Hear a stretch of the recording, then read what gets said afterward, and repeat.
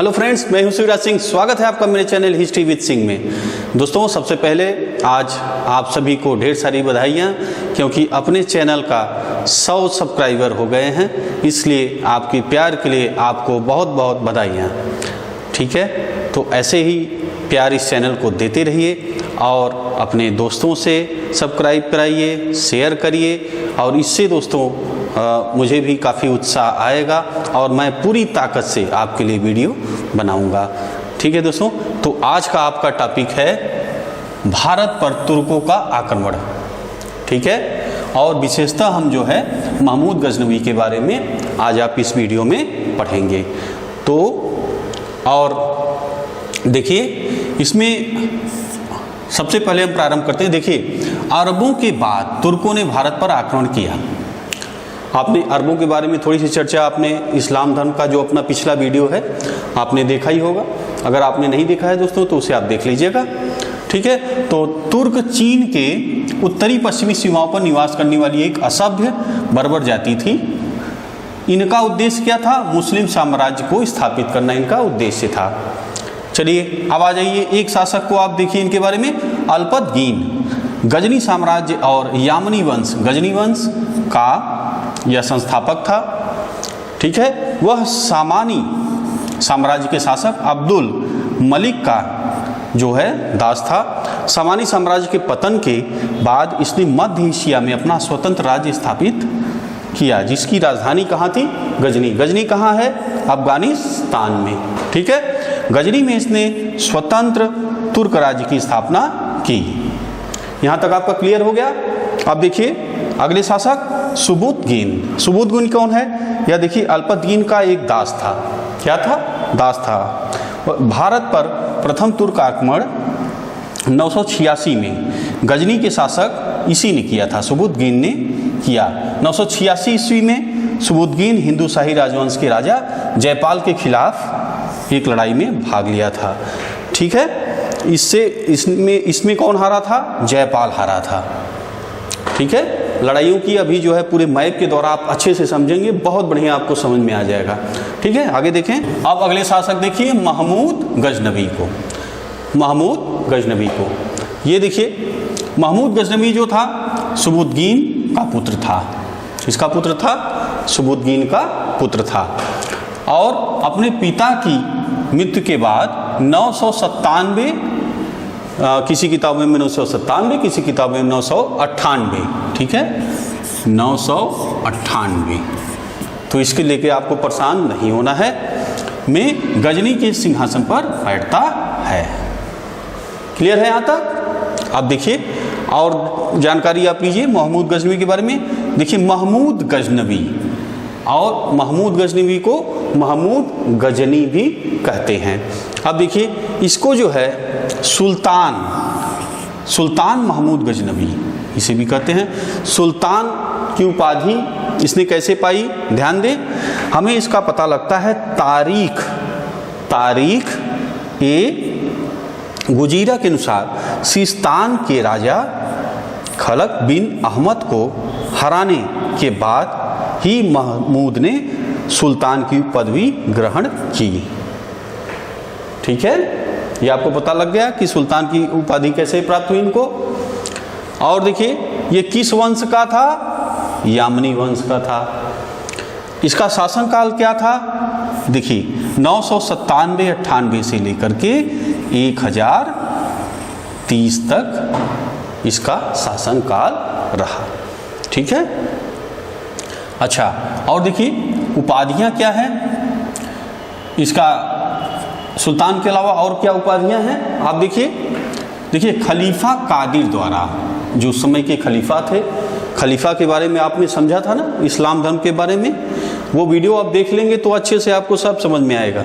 तो खलीफा कादिर जो उस समय था, उसने जो है यमीनुद्दौला, है ना, यमीनुद्दौला की उपाधि दी। इसका अर्थ क्या होता है? यमुनुद्दौला का मतलब साम्राज्य का दाहिना हाथ।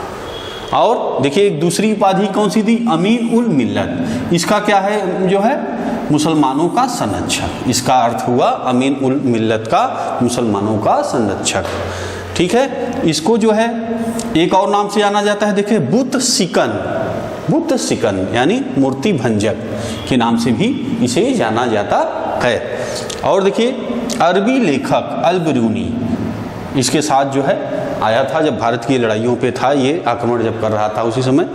तो देखिए इसके साथ अल-बिरूनी आया था। इसने जो है पुराणों का अध्ययन करने वाला प्रथम मुस्लिम है। अल-बिरूनी पुराणों का अध्ययन करने वाला प्रथम मुस्लिम है। और इसकी जो किताब है किताब उल हिंद है ना, तो इससे जो है ये भारत पे जो है यहाँ के उसके बारे में लिखा है। ठीक है, तो ये एक महत्वपूर्ण जो है इतिहासकार है। और इसकी ये ध्यान दीजिए, अल-बिरूनी की जो किताब का नाम है किताब उल हिंद। ये एग्जामों में पूछा जाता है। ध्यान से सभी चीज़ें महत्वपूर्ण चीज़ें मैंने यहाँ दोस्तों लिखी है, उसको आप जो है नोट बना करके अच्छे से तैयार कर लीजिएगा। सब इम्पॉर्टेंट चीज़ें यहाँ पे लिखी हैं, है ना। आगे देखिए, अब इसके कुछ दरबारी कवियों को आप देख लीजिए।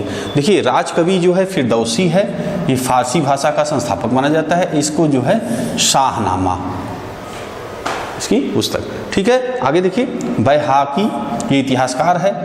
अलवी तारीख ए सबूत गीन जो है इसकी रचना है।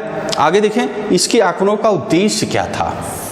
ये जो महमूद गजनवी था इसके आक्रमण का उद्देश्य क्या था। इसके आक्रमण का उद्देश्य दोस्तों देखिए धन को लूटना और धन की सहायता से मध्य एशिया में विशाल साम्राज्य की स्थापना करना था, इसका मुख्य उद्देश्य था। और बाकी तो सेकेंड इसमें अपना जो है जिहाद और चीज़ें जो थी वो गौण चीज़ें थी। मेन इसका देखिए इसको लूटना था। ये आता था, आक्रमण करता था और सामान लूट के ऊँटों इत्यादि पे लाद के ले जाता था, है ना। इसका यहाँ शासन, भारत पे शासन करने का इसका कोई इरादा नहीं था। इसका बस यही इसको माइंड में था कि बस लूटना है। और ये बचपन से ही सुन रखा था कि यहाँ भारत में मंदिरों में बहुत ज़्यादा सोना है, तो ये जो है बस आता, लूटता और लेके जाता था। आगे देखें महमूद गजनवी ने भारत पर जो आक्रमण किया है उसको आप देख लीजिए, ठीक है। देखिए महमूद गजनवी भारत पर 1000 ईस्वी से 1027 ईस्वी के बीच 17 बार इसने जो है आक्रमण किए हैं। ये देखिए आपके सामने ये मैप बना है, इससे आप जो है अच्छी तरीके से समझ जाएंगे इसके आक्रमण के बारे में। देखिए ये भारत का मैप आपका है। यहाँ आपको देखिए चिनाब नदी जहाँ से प्रारंभ होती है, देखिए चिनाब नदी से यहाँ आपको क्षेत्र दिख रहा होगा, ये है, यहीं पे हिंदू शाही राजवंश था, ठीक है। हिंदू शाही राजवंश यहाँ था और यहीं हिंदू शाही के ऊपर आप देखते हैं यहाँ हिंदू कुश पर्वत यहाँ पे था, ठीक है। और यहीं पे आपका गजनी राज्य था। ये आपका हो गया। गजनी कहाँ है? अफगानिस्तान में है, ठीक है ना। तो यहीं जो आक्रमण, जो पहला आक्रमण जो ये बराबर जो है आक्रमण का सामना किया था वो था हिंदू शाही वंश, ठीक है ना। क्यों? क्योंकि देखिए ये जो यहाँ से मोहम्मद गजनवी इत्यादि जो चलते थे, ये खैबर दर्रा पार करते हुए ये जो है पहला राज्य हिंदू शाही वंश का ही पड़ता था, ठीक है। तो सबसे ज़्यादा आक्रमण का सामना अगर कोई राज्य किया था तो इसी ने किया था, है ना, सामना किया था। तो आप देखिए, तो हिंदू शाही वंश पे जो है पहला आक्रमण जो है महमूद गजनवी करता है। इसमें जो है कब करता है? 1000 ईस्वी में। कौन शासक था? जयपाल था। राजधानी क्या थी? वह हिंद की थी, ठीक है। फिर दूसरा आक्रमण फिर करता है। 17 आक्रमण इसने किए हैं, है ना। तो पहला आक्रमण हिंदू शाही पे किया, फिर दूसरा आक्रमण ये जब करता है तो ये आपका जो क्षेत्र था पश्चिम वाला उस पर हमला करता है, जीतता है। उसके बाद फिर दूसरा आक्रमण करता है तो ये पूरा क्षेत्र जो था आपका, ठीक है, इसको पूरा जीतता है और बंदी बनाता है जयपाल को। और जयपाल से बहुत सारे जो है आपका किले इत्यादि सोना हाथी लेता है, उसके एवज में इसे छोड़ता है। इस ग्लानि से, इस हार से, और कई बार जयपाल इसके पहले भी इसके पिता से हारा था, तो इससे जो है एकदम निराश होकर के अपनी आत्महत्या कर लेता है, ठीक है। ये दूसरा था। उसके बाद आपका आता है तीसरा कहाँ हमला करता है? उच्छ में, ठीक है। और उच्च का समय क्या है? देखिए एक जो है 1004 का समय है ना। उसके बाद देखिए पांचवा कहाँ करता है, चौथा वाला आक्रमण कहाँ करता है, चौथा आपका करता है देखिए मुल्तान पे। मुल्तान पे कौन है उस समय, मुल्तान पे उस समय चौथे आक्रमण में शासन कर रहा था दाऊद। दाऊद क्यों इस पे क्यों हमला किया है, ये शिया था, गजनवी क्या था, सुन्नी था, ठीक है। तो इसको जो है हरा करके सुखपाल यहाँ पे सुखपाल को बैठाता है और इसे जो है इस्लाम धर्म इसने स्वीकार कर लेता है। तो इसका जो है नौसा शाह नाम से ये गद्दी पर बैठता है, ठीक है ना। और ये जो सुखपाल था ये था कौन, ये था आपका जो है, ये आप ध्यान दें जयपाल का ये नाती था सुखपाल, ठीक है ना। तो ये हुआ आपका चौथा। अब पांचवा फिर यहीं पे आक्रमण करता है, मुल्तान पे ही क्यों करता है, क्योंकि जो देखिए सुखपाल बैठता है ये जो है इस्लाम धर्म छोड़ करके फिर जो है धर्म परिवर्तन करता है और बगावत करता है गजनवी के खिलाफ, ठीक है। तो ये जो है पांचवा आक्रमण करता है, ये देखिए, ठीक, पांचवा आक्रमण माफ कीजिएगा 1007 में करता है जयपाल के, जयपाल का जो नाती था सुखपाल के खिलाफ ये करता है, ठीक है। अब आ जाइए छठवें पे। छठवां जो है किस करता है 1008 में। उस समय शासक कौन है, आनंदपाल। आनंदपाल कौन है, जयपाल का पुत्र है, ठीक है। इसकी राजधानी क्या है, नंदन, ठीक। ये हो गया छठवां। अब आ जाइए सतवां पे। सतवां ये देखिए यहाँ पे हिमाचल प्रदेश के पे जो था उस समय वजीरा शासक था, उस पे इसने आक्रमण किया था, ठीक है। उसके बाद देखिए सतवें के बाद आठवां आ जाइए। आठवां फिर जो ये मुल्तान का क्षेत्र है इसी पे जो है ये हमला करता है। उस समय जब क्यों आक्रमण किया था, यहाँ पे बगावत हो रही थी इसलिए इसने आक्रमण किया था।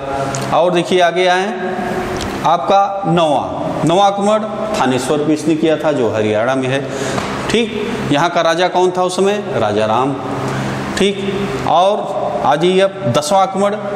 दसवां आक्रमण कहाँ करता है, फिर यही करता है आपका हिंदू शाही जो वंश था और जो नंदन राजधानी थी उस पर हमला करता है। इस समय त्रिलोचन पाल शासक होता है क्योंकि आनंदपाल की मृत्यु हो जाती है, उसके बाद त्रिलोचन पाल राजा बनता है और वहाँ जो है ये राजाओं का एक संघ बना करके लड़ता है, लेकिन फिर वो हार जाता है और विजय इसमें भी आपका महमूद गजनवी की होती है, ठीक। और देखिए आगे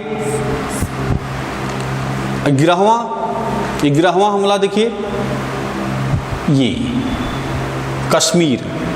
क्यों, त्रिलोचन पाल यहाँ देखिए त्रिलोचन पाल भागकर जो है शरण मांगता है कश्मीर को, ठीक है ना। तो कश्मीर में जाता है तो उस समय शासक कौन था, लोहार वंश का राजा संग्राम वंश, ठीक है। तो ये जाके शरण मांगता है और शरण दे देता है। तो उस पे जो है गजनवी ने यहाँ कश्मीर पर हमला करता है, ठीक है। तो कश्मीर पे जो है इसकी विजय नहीं होती है, प्राप्त नहीं होती है, विजय नहीं कर पाता है क्योंकि मौसम इत्यादि अनुकूल थे, जो है उसके अनुकूल नहीं थे, इसलिए जो है कश्मीर पे विजय नहीं प्राप्त करता है। वो समय क्या था, 1013 से 14, 1013 या 14 का समय था उसके हमले का, ठीक है। ये हो गया 11। 12 आपका आ जाइए, देखिए 12 ये कन्नौज पे आक्रमण करता है। कन्नौज और मथुरा पे 12वां आक्रमण करता है। उसका समय उस समय क्या था, देखिए 1018 या 19 का समय था। उस समय देखिए प्रतिहार राजा राज्यपाल वहाँ जो है शासन कर रहा था, ठीक है। उसके बाद देखिए आइए 13वां आक्रमण कलिंजर पे करता है। उस समय चंदेल शासक था, 1019 इसका समय था। और देखें 14वां आ जाइए, ये आपका यहाँ देखिए 14वां है, फिर कश्मीर पे करता है। कश्मीर का शासक समय क्या था, 1021 का वो समय था जब जो है हमला करता है, ठीक है। ये 14। अब आ जाइए 15वां आक्रमण। 15वां आक्रमण ये करता है, समय क्या था 1022। कौन शासक था, चंदेल, ठीक है। और उसके बाद देखिए 16वां एक महत्वपूर्ण आक्रमण करता है। ये जो है किस पे करता है, सोमनाथ के मंदिर पे। किसका मंदिर है, भगवान शिव का मंदिर है। शासक कौन था वहाँ पे, भीम प्रथम था। ये समय क्या था 1025 से 1000 26 के बीच में जो है इसने यहाँ पे आक्रमण किया। और ये दोस्तों जो है इस आक्रमण से, इस मंदिर से इसको बहुत ज़्यादा जो है सोना प्राप्त होता है। और ये जो है काफ़ी जो है हत्याएं, जो करीब 50,000 ब्राह्मण हिंदुओं को जो है ये हत्या कर देता है इस आक्रमण में, सोमनाथ के मंदिर पे आक्रमण पे। ठीक है, उसके बाद देखिए इसका अंतिम आक्रमण जो है खोखरों के विरुद्ध इसका आक्रमण 17वां आक्रमण होता है। क्यों करता है ये जानते हैं? यहाँ से जब ये निकलता है तो खोखर जो सिंध के जाट थे तो वो जो है इस पर हमला करके इसका कुछ जो है सोना लूट लेते हैं, इसलिए फिर वापस ये लौट करके इन पे हमला करता है और ये होता है इसका 17वां आक्रमण। ठीक है, उसके बाद दोस्तों ये जो है 1030 ईस्वी में महमूद गजनवी की मृत्यु हो जाती है। ठीक है, और कहा जाता है कि अंतिम समय में इसकी मृत्यु जो है बहुत ही कष्टमय पूर्वक होती है। कुछ किताबों में तो मिलता है कि जैसे ये जो है जो अंतिम समय में असाध्य रोग से पीड़ित हो जाता है, बहुत इसको कष्ट था 2-3 साल, और उसके बाद ये जो है बहुत कष्ट भोग करके 30 की उम्र में मलेरिया की वजह से ये मरता है ना। और कुछ किताबों में मिलता है कि जो जैसे ये क्या है कि बहुत ज़्यादा सोना लूट के ले गया था, तो इतना ज़्यादा सोना देख के एक तरह से पागल हो गया था एकदम। तो जहाँ सोना को डंप किया था, जहाँ रखा था वहीं सोता था, वहीं खाता था, पागल हो गया एकदम, और पागल की अवस्था में जो है ये मर जाता है। तो कहा गया है जैसी करनी वैसी भरनी, इतना जो है ये इसने पाप किया था, इतनी हत्याएं की थी, तो उसका जो है भगवान ने इसको दंड दिया। ठीक है दोस्तों, तो आशा है आज का वीडियो आपको पसंद आया होगा, और पसंद आया है तो ज़रूर लाइक का बटन अभी दबा दीजिए और दोस्तों में शेयर करिए, और अगर आप नए हैं तो सब्सक्राइब कर लीजिए। ठीक है, और एक बार आपको ढेर सारी बधाइयाँ अपनी जो है 100 सब्सक्राइब होने का। ठीक है दोस्तों, तो बस आज इतना ही। वीडियो देखने के लिए दोस्तों बहुत बहुत धन्यवाद।